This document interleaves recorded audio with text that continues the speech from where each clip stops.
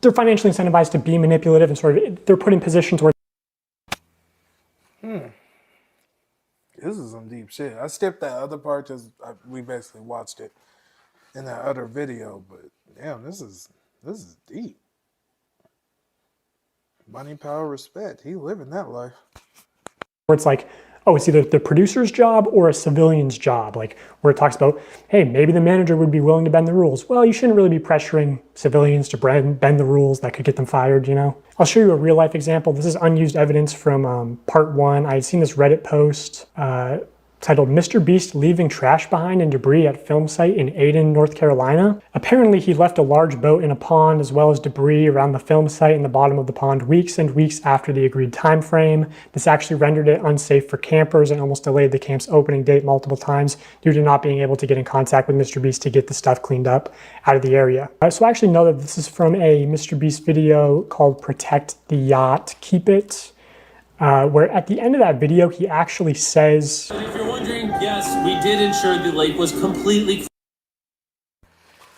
At some point, you gotta realize this motherfucker, to get this big on YouTube, to be this influential on YouTube, the motherfucker has to be a sociopath. Because this is crazy shit he's doing. He's doing full-length movies, building sets from scratch, hires, he's doing, of course, he's probably stepping on people's throats. He's probably ransacking people. Like, to get this rich, to get this powerful, to get this famous, he's probably really an awful person. Not even probably. Like, his facial reactions to the Keith Lee shit was good enough for me to know that he's probably evil, like, to a different degree. And do you accept that from people? Do you like, they're rich, they're evil. Most rich people are evil people. They donate to charities because they don't like to have the light shine on them. Whatever in the dark turns to light. Not necessarily, but the fact that a lot of people donate to charities, they really don't believe in them. They don't care about them.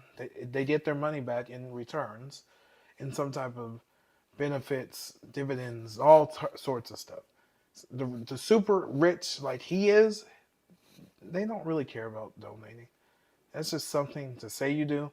So people to be like, no, he would never touch kids. Or she would never have indentured servitude in her house. And it's like, well, just because they donated $12 million to a charity for underserved kids. They did some serving, and sometimes from them kids. So, I don't like to, no. Cleaned up after this video. For the love of God, subscribe so we can pass T-Series.